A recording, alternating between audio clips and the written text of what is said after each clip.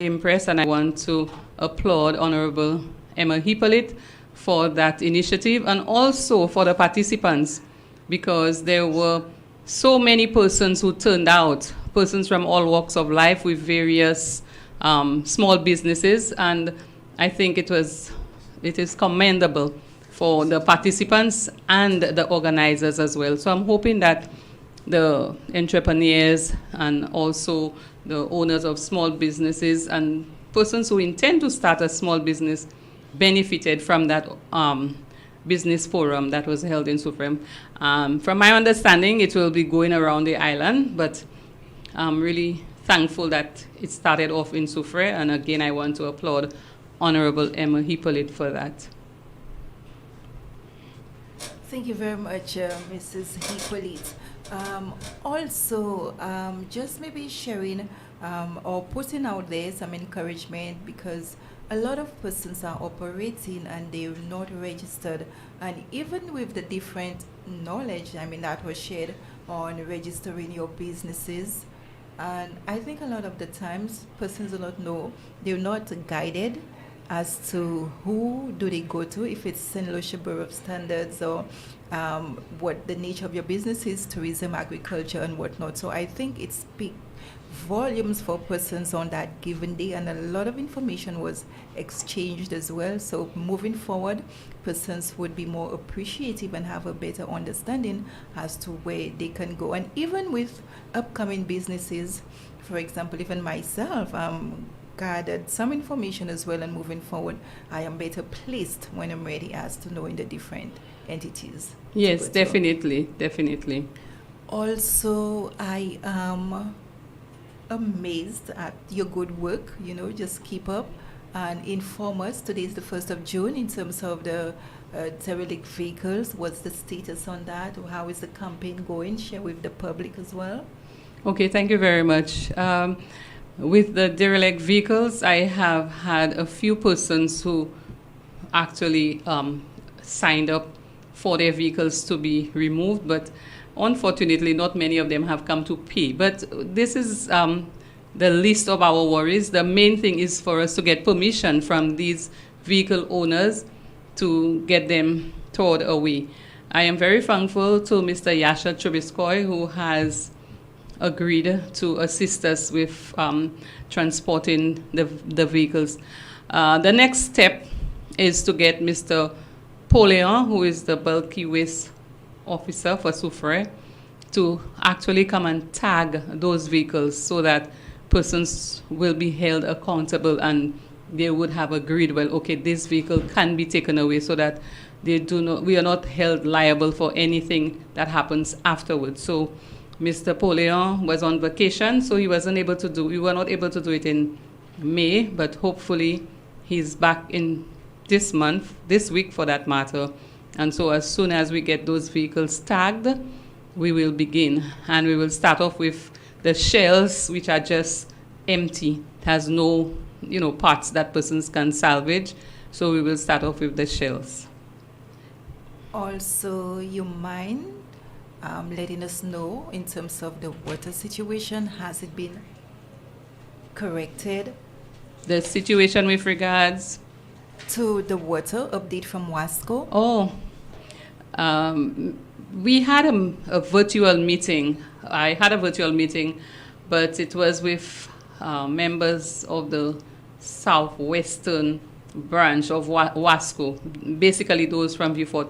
And it was really surprising to hear from Mrs. Ogis that they had only one complaint from the Soufriere region. And I told her that this is unbelievable, and I told her most likely persons are just bringing the complaints to the Soufriere office and not to them, or for some reason it's not being relayed to them, or maybe people are just frustrated that they have been complaining so often and nothing is being done, so they've just taken it as is. But we had a very good discussion, and surprisingly, for most of the options that I was suggesting to them in terms of sources for water, they had an excuse. And believe it or not, I was told that water is being trucked from Miku piton flow to Soufriere. And I said to the lady, well, you're telling me that, but I don't believe that. So I just left it at that because I had been seeing the trucks moving back and forth. I have seen trucks at Myers Bridge, and they're near the hydrants or wherever the source of water is. So I know that what she was saying is not altogether the reality. But I left it at that. And I'm hoping the next step is for the hoteliers and the restaurateurs to have a virtual meeting with Wasco Southern Region. Mr. Orlando Sachel, who's a counselor, will be organizing that meeting so we can get it resolved. But I must admit that at New Development where I live, I can say and attest to the fact that the water shortage has improved. We do not have a complete shutdown as often as it was before. Kudos to that. Yeah. To persons who attended the vigil, I must say, it was well supported. I saw from your ends a lot of awareness was created for that given day, and it is such a loss to, tragically, how it happened. I think the community cannot come, to grips with it. It is really, really sad, and sooner or later we wish somebody would come forward with information as to who the culprit or culprits are. And if you, as the mayoress, as you're here, I would love you to speak to when it comes to women and even, violence and stuff like that. I mean, sexual assault, and most of the times it is said it has to do with how we've dressed up. They feel they're privileged too because we're exposed, and because we women, we attract or we cause those things to happen to us, and I think it's all wrong. Indeed, you're correct. We have to learn to respect women. Both women and men have to learn to respect women, regardless of the way that they dress. We have to learn to respect women. And again, I'm saying even if the person had gone to the extent of rape, but to actually go to the extent of murder is really, really overstepping all boundaries. I'm not sure, but based on what I heard, there were multiple stab wounds. Now, we, from that area, we know that Mary would usually walk with her own knife, and I'm hearing that it's her own knife that was used. So whether she was trying to defend herself or whether the person approached her in terms of raping her, she did not deserve to die, or she did not deserve to be murdered that way. So my caution to women is to, be very vigilant, be aware of your environment, your surroundings, and we too have to try to protect ourselves, because even sometimes at your own home, persons may intrude and commit murder or commit these kind of crimes, rape and so on. We had some intruders coming into people's homes, single women's homes in New Development, and we did try to start up our neighborhood watch, which has really not gotten the kind of attention that we need to give to it. But thankfully, this has subsided a bit. But if you're a single woman living in a home on your own, you have to take all the necessary precautions and walk in the streets, walk in the roads, the dark areas. We have to try to avoid this. It kind of limits our movements and makes us feel paranoid, but we have to take all the necessary precautions. And it's just unfortunate that, this happened to Mary. But like I said, we as women, we have to take all the necessary precautions. Thank you very much. Maybe walk with some mace or something, to spray the intruders or the violators' face, to subdue them or something. But we have to take the necessary precautions. Also, provide us with your progress. The Zeno initiative, you met with the residents. The discussions were held. You mind sharing with us what is the next step? Okay. Well, the Zeno Development Committee had been dormant for a while, maybe for the past 2 years. The last chairperson was Terentia Antoine, who I guess, initiated the Zeno Development Committee, and we must commend her and those persons who were on that committee for it. But it was dormant for some time, and when I visited Zeno, indeed, in the campaign mode, I thought of starting off a Zeno Development Committee, not knowing that there was already one in existence and it was dormant. But as time went by, I was informed about it, and we've tried to bridge the gap. But I must be honest, there has been, some political divide, which we really hope that this nature trail will help to eradicate, because it's not about Joan Hippolyte, it's not about the St. Lucia Labour Party. It is about trying to assist the Zeno community. And as soon as they are on their feet with regards that project, I will definitely let go, because I saw the Zeno Derash Trail as an opportunity for more economic activity in the Zeno community. The Zeno community, in my mind, it may not be so for the residents, but in my mind, it looks like a dead end. When you get to the Zeno community, that's it. And then you go out. There are a few bars, a few entertainment areas, and the restaurant owned by the Alces, the Big Stone.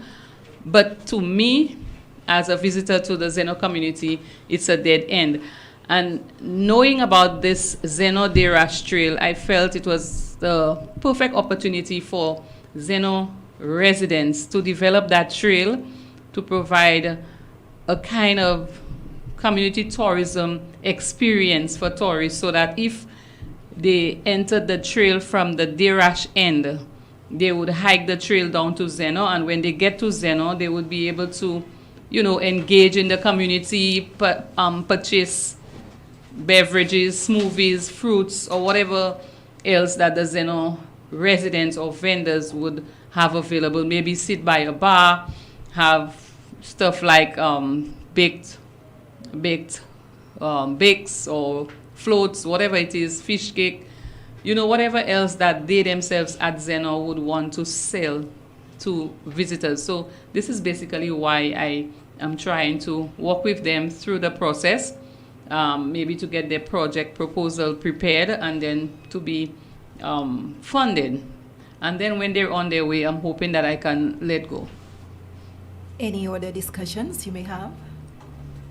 Well, again, I'm hoping that the Zeno Development Committee can move forward with that and not only let it be a trail that they develop, but they can, look at the needs of the community. We're also trying to look at providing a bus service for Zeno students, because what happens is on the way from St Jacques, the buses are usually filled from St Jacques, Ravinclair, Torail on the way down. And when they get to Zeno, the buses are filled, and so the Zeno students, especially on a rainy day, have to wait under the bus shelter for a long period of time. They get to school late. So this is something else that we're trying to assist them with.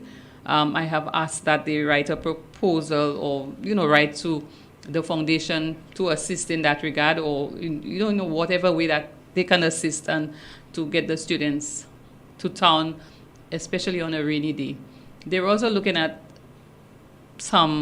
maybe summer program for the students or the children that reside in Zeno.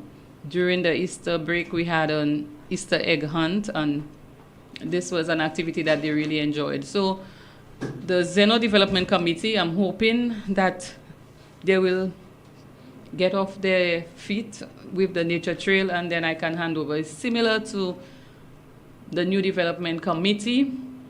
I started off with them, but since I was appointed as the mayor, I had to hand it over to the residents of New Development and just acting as an ex officio member. With all the emphasis placed on Zeno, other communities are feeling left out.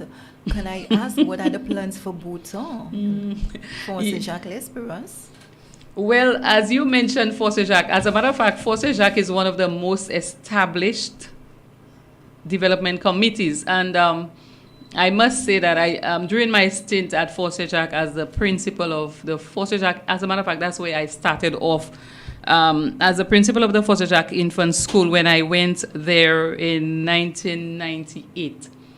It was so archaic in terms of some of the things that transpired at the school that I had to get a lot of things going. I mean, I think I can mention it now. Deceased Mrs. Southwell was the teacher there at the time after the deceased principal. And there was no tap within the school that the students could drink water from. They were drinking water from cups and under one tap. So we felt, I felt that we needed to improve the standard at the school. So taps were installed, toilets on the inside for the students, place to wash their hands on the outside and all of that. The sides were netting, and when it rained, water was coming into the school. When it was dusty, dust was coming into the school because it was just netting on either sides of the school. So you were like in a little chicken coop. And so we embarked on fundraisers and installed proper windows. And then the ceiling was coming down, so we wrote to SSDF and they were able to come in and refurbish the entire roof. And so that is what the St Jacques Development Committee now has for the community hall, which Soufriere doesn't even have. So St Jacques has a community hall, which is well refurbished. And we had even gone to the extent of raising funds as a school to set up a foundation which cost about almost $20,000. That was with the assistance of Jalousie. It was at the time Jalousie Hotel. And the St Jacques Development Committee has utilized all of that to develop the IT center, the access center, and so on. But I've never been part of the St Jacques Development Committee, but they're doing very well in terms of getting involved in the agro-tourism park, and other groups, like they are assisting the women in terms of developing products like rainforest products, rainforest cereals, pops, and all sorts of things. You see them very often. The Bhutan persons, I've not been there, but I'm hoping that Calixto Wilfred will start off as a Bhutan Development Committee. Like I said, I started the one for New Development. And this is something that is good for each community to have the development committees so they can identify what needs to be done in their area, their priorities, and then liaise with the MP or liaise with the town council, liaise with the mayor to see how can we help them in terms of whatever projects they want to undertake. Nice. Also, the last discussion we had here with regards to the fishmongers, how has it been? I saw a smile on your face, still having a hard time? To be honest, from the inception when I started in September last year, this was one of the priority areas. For me, I wanted to get the fishmongers off the streets and into a better location somewhere within the market area. They have their ideas about being on the street, that that's the best place where persons can see them and purchase from them. But actually, we want to get them off the street and onto some area within the vendors market. Hopefully, somewhere down the line, we will develop a fish processing plant at the fisheries complex so that this is where you would go for fish. I understand with the fishers in the sense that nobody will just walk down to the complex to come and find out is there fish. So their sales are limited when they're there. Persons who do not want them on the street will say the same thing. They will say, well, everybody in Vieux Fort goes to the Vieux Fort fisheries for fish. But the fact remains that at the fisheries in Vieux Fort, there is always fish. So you go there and you get fish, but in Soufriere, there is not always fish. And so whatever catch that they have, they try to sell it on the road. And as anything else, everybody has to try to earn a living. I really want to get them off the street and to put them someplace under a shelter, and they have agreed that if they get a shelter somewhere towards the back of the vendors market, they will be there comfortably, and persons will know they have fish when they blow their horn. The other option we wanted to give them was that maybe by the end of the day, say 5 o'clock, if they have not sold their catch, they can go around with their barrows and, plying the fish and saying what they have on sale and the cost. Now, we're also thinking that when we get this established, that maybe we can send something to 88.5 to say, okay, there's blackfish by the market, how much per pound or whatever. Or we have flying fish, which is something we have not seen for years. But just recently there was a small catch and it went quickly. But, sometimes when they have the balao, which is something not many persons care to buy, it stays for a long time. So we want them off the streets, but I think the fisheries complex, the fisheries department need to assist them with a shelter. Okay. So to date, what would you say are your most challenging areas of projects? Well, the perception of persons, not only in Soufriere, the perception of some persons is that if they don't throw garbage around, then the sanitation workers won't have a job. But we're trying to eradicate that perception because we want Soufriere to be beautiful. We want our environment to be clean. We want, us to limit garbage and the possibility of rodents and illnesses. So for some persons, once it's out of their sight, they don't care where it goes. So we still have a lot of garbage being thrown in waterways. And it ends up in the sea or on the beach, because after it leaves the sea, when the sea washes up on the beach, then it stays on the beach. And so this is my biggest challenge, persons throwing garbage in waterways. We installed some debris traps, the mouth of some of the main drains entering the sea. So we have one by Harmony Bar, we have one by the big main jetty right in front of Rubis. We have another by the boardwalk that is close to Pier 28, and we had a huge one between the Palmis Road and the special ed school there to trap debris coming from Palmis and these other waterways from new development. And after the heavy rains on the Friday after the royal visit, this one literally fell with the amount of garbage that had accumulated behind it between the Wednesday and the Friday, because that drain was cleared on the Wednesday. But so far, the other debris traps that we have one T. John, whose his responsibility, special responsibility to clear the debris traps, and so far it's been doing very well. So much so that sometimes persons from the customs office or who are on the main jetty will call and say, oh, the debris traps need cleaning. But I say to them, well, even before the debris traps were there, we knew that we had to clean it. I'm thankful that they're informing us, but without the debris traps, these would have been floating on the sea.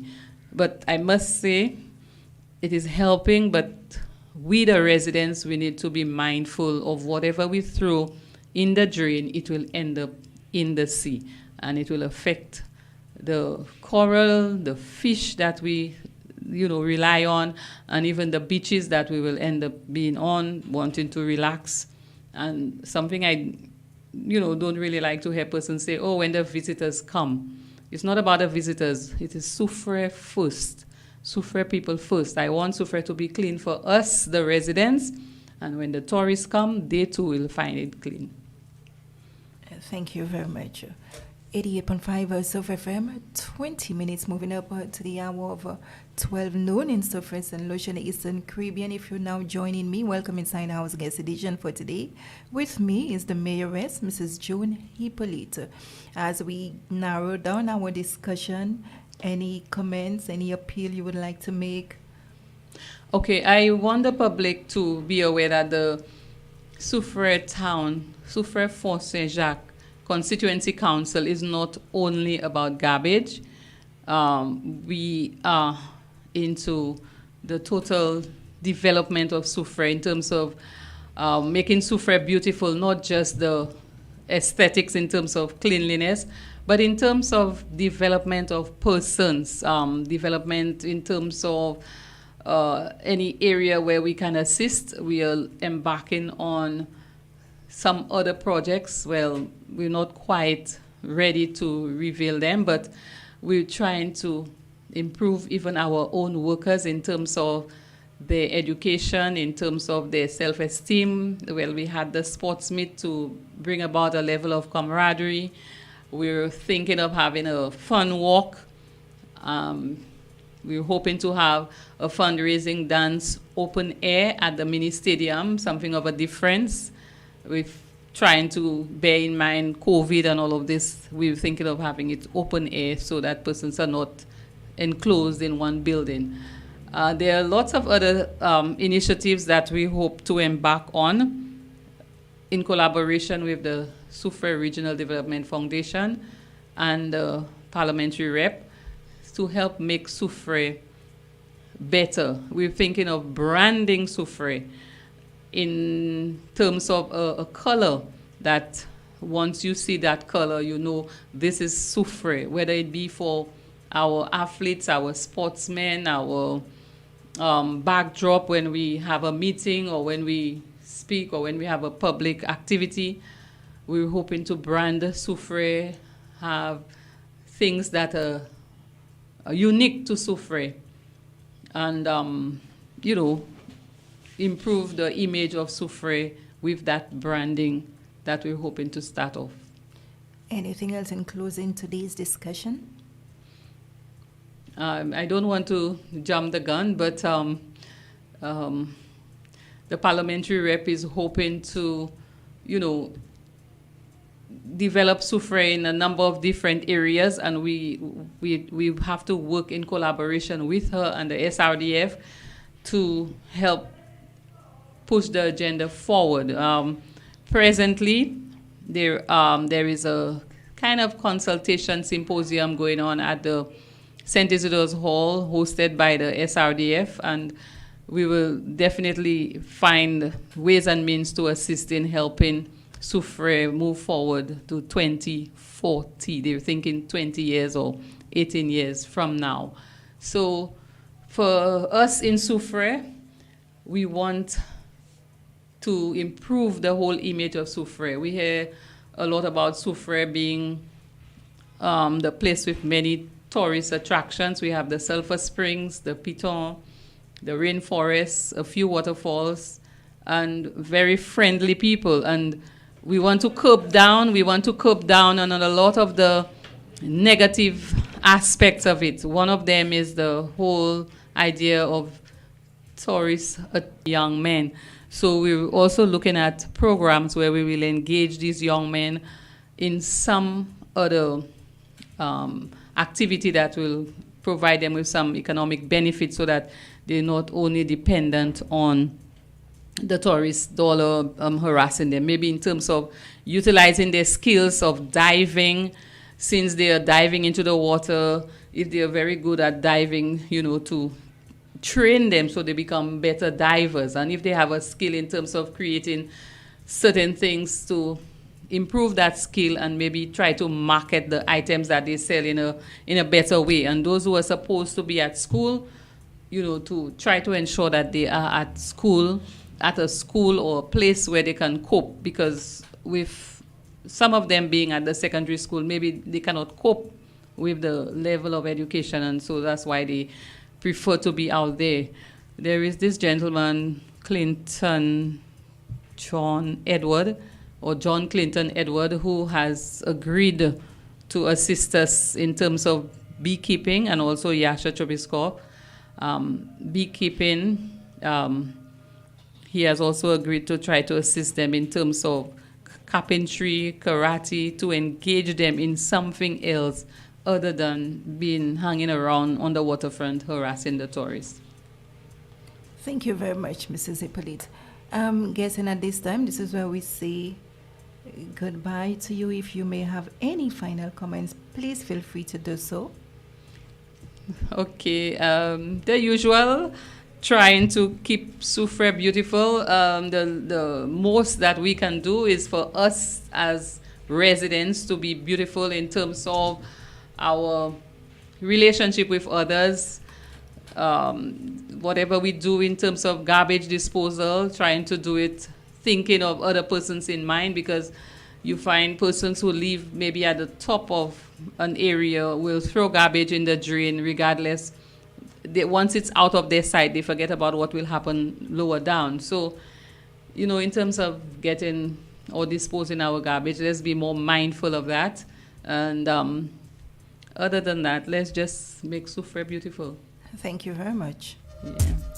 88.5 Soufriere FM, 20 minutes to the hour of 12 noon in Soufriere St. Lucia, Eastern Caribbean. This has been House Guest for today, June 1st, 2022. We say thank you so much to all those of you who tuned in and listen via frequency. Have a blessed one. Thank you to you, Mayoress. Thank you. Hippolyte. Thank you, as always, for the opportunity.